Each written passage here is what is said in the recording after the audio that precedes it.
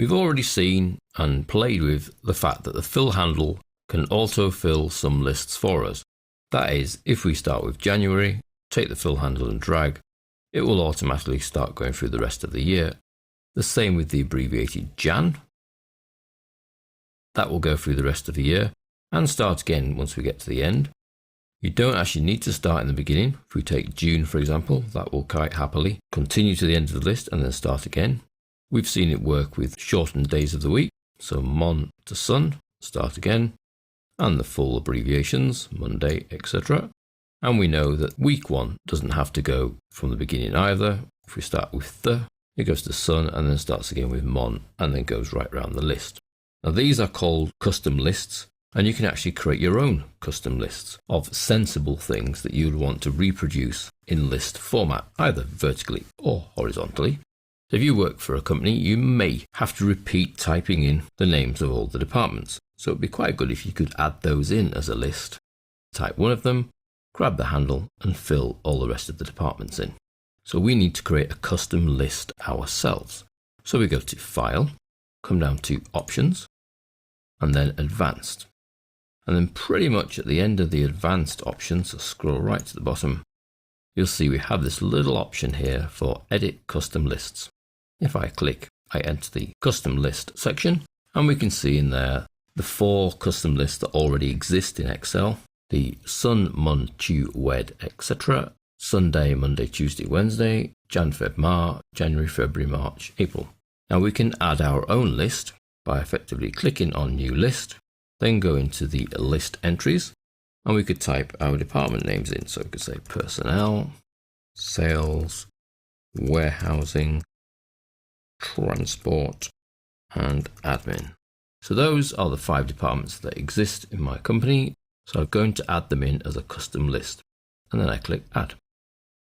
And you can see that 5 options then appear here as a new list option. OK, OK, and then back to Excel. All I need to do now is actually just remember one of those departments, grab the fill handle and drag, and you'll see it repeats the list in uppercase.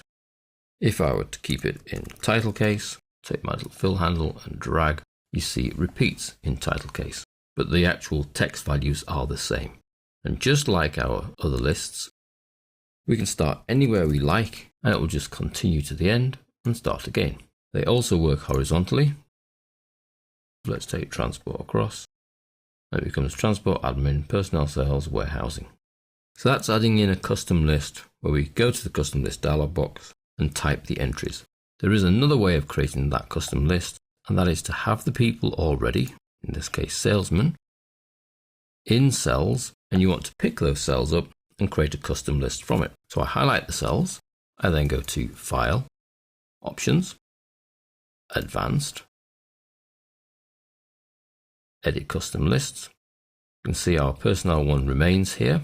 This is the list I've got highlighted, B3 to B9, and then I click Import. And you see it brings in all the values that are currently in B3 to B9 as a new list entry, and I now have Alice, Bob, Mary, John, Peter, Fred, Sarah. OK. OK. And then we just need to test that that works by typing any one of them. And when you drag down, they replicate. And when we drag across, so let's pick on Bob, they replicate. And if we drag backwards, they go backwards through the list. Ideal for anything that you repeat type headings for, such as in this case salesmen or departments or areas, counties or countries even.